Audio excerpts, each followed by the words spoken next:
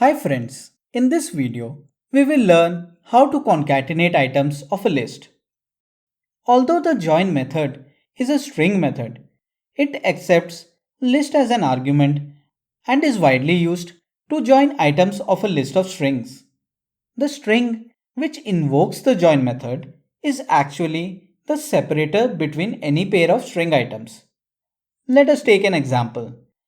Create a list L containing items string A, string B, and string C. Now, to join together A, B, and C separated by commas, we can execute string comma dot join L. The string A, comma B, comma C is returned. To join the string items without any separators, we can execute empty string dot join L.